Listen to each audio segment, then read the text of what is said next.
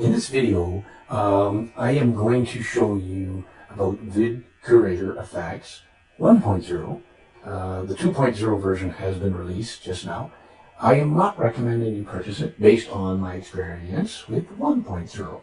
So I'm going to go through it and tell you why. Okay, here is the 1.0 version. It was a desktop version. And I'm just going to log in and boom, get an error message. Now, I never used to get this a few months ago because 1.0 version has now been put on the cloud. Now, before I get into the cloud one, they have a version of 1.0 on the cloud, I want to tell you a little bit about this one here. This one, the VidcuratorFX 1.0, was supposed to also do 100 videos like the 2.0 version. There's a few extra features on the 2.0 version that are not on the 1.0, but they're similar, quite similar. The problem is, this software was it was so dreadfully slow. I could make one video, it was very dreadfully slow, but when I tried to make more than one video, it never ever worked. Never worked. So I told support. Bonnie got back to me from support. Very nice. She was very helpful. And she says, well, now they've changed it to a cloud version.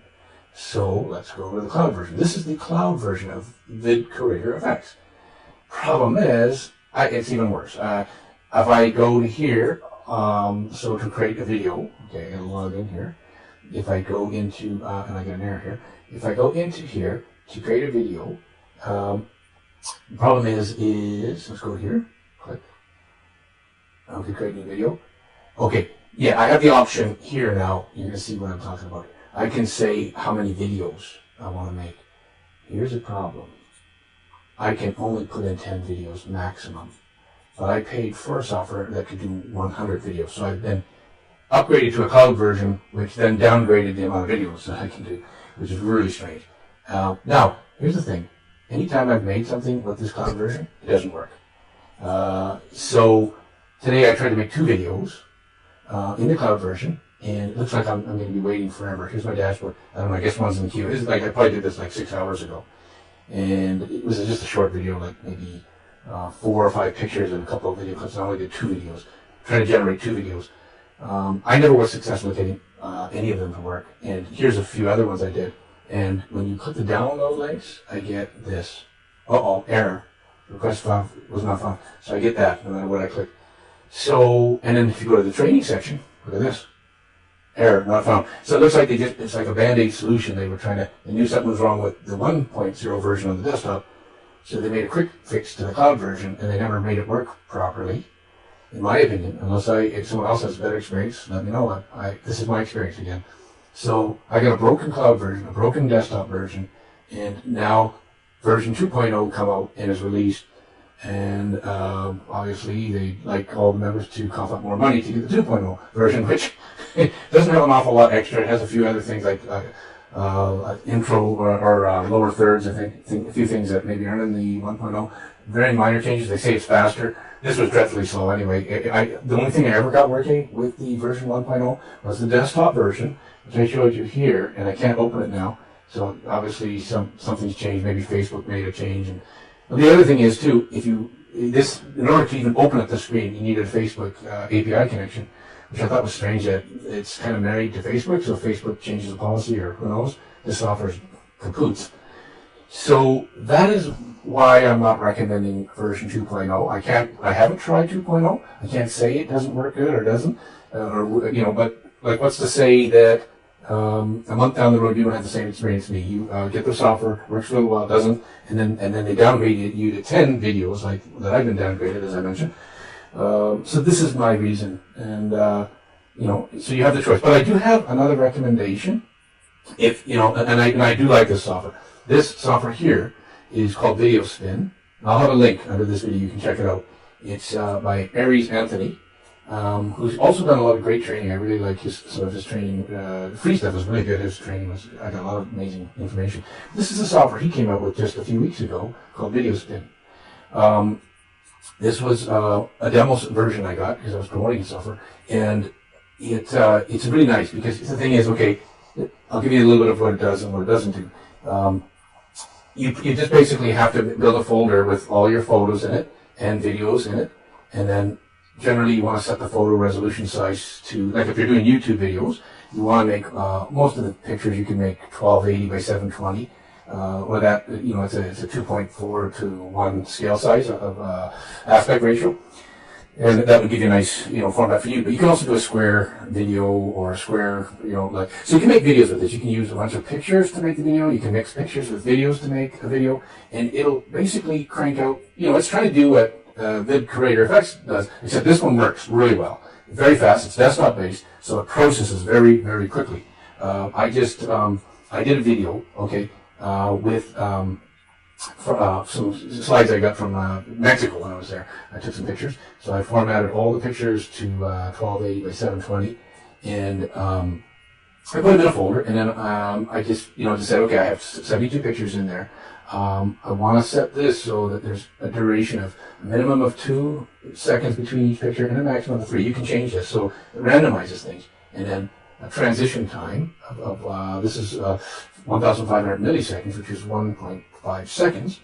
And I can set the quality. You can zero in different, you know, qualities for the picture if you want. I put it at the highest, and I just chose to make one video. You can make 100 here too. And this one does work. I tested the software, didn't find any bugs with it. It just worked. It doesn't have an API connection with Facebook. It's just totally independent. You're on the desktop.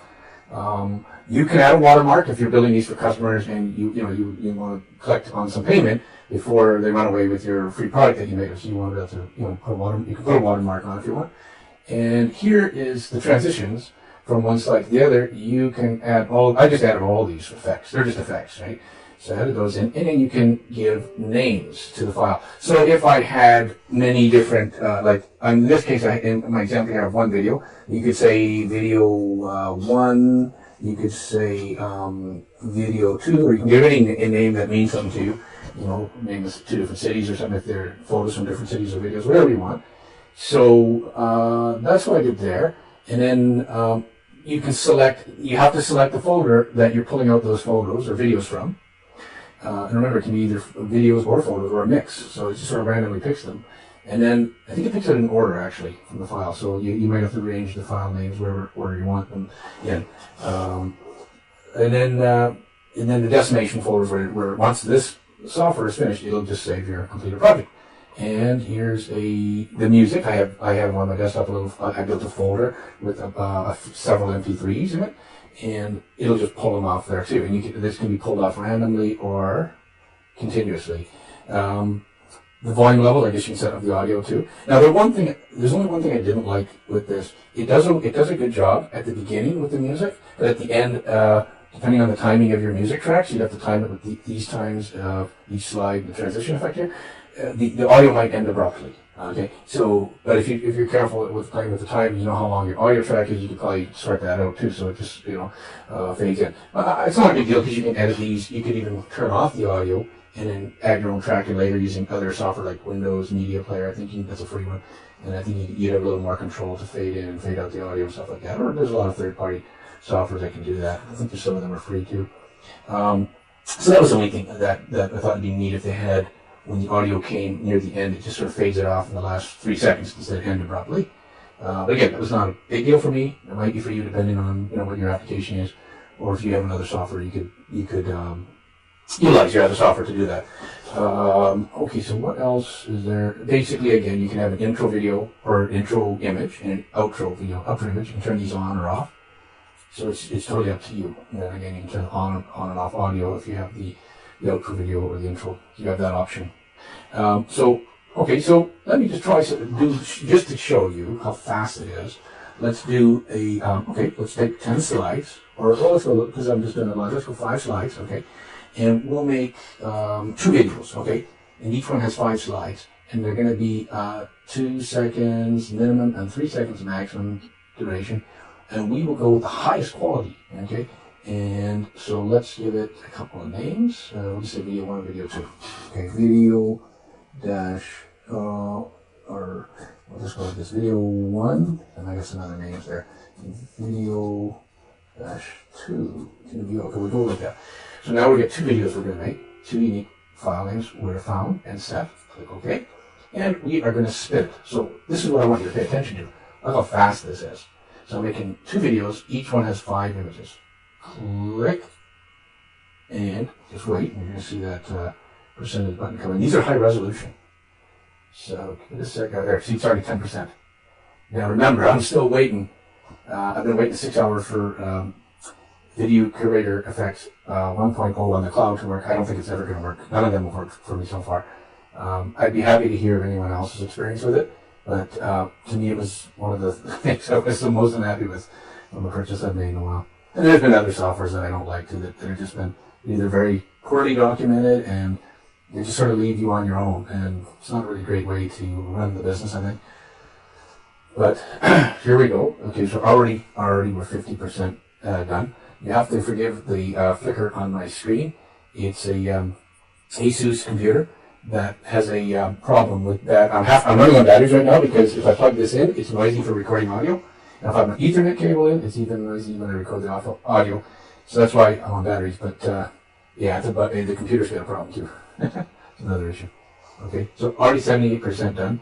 And I am almost going to be able to show you the results. And let's see.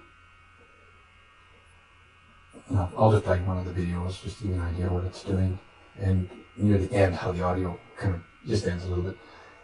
Okay. And there's a link. I have a link under my video here for Videospinn in case you want to pick this one up. I do recommend this much more, even though, you know, there might be less bells and whistles with it, but it works, and it works very well. And that's to me, that I'd rather have less bells and whistles and something works, right? Okay, so here we go. It's finished. That's it. We've already done 2 videos. That will not happen with the other software. Okay, show the desktop. Here we go. Video into this. We just created these. So let's look for these properly. And which one is it now? Oh yeah, video 1 and video 2. My eyes are going on me a little bit here, so it's hard for me to see these. Okay, so I want to zoom this in on full screen too, so you get a better effect. I'm sorry about the flicker on my screen. It's my computer.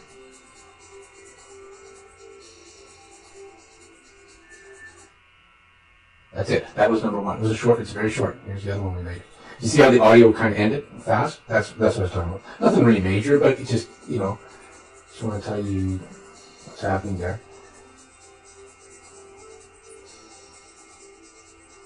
Okay, so that was it.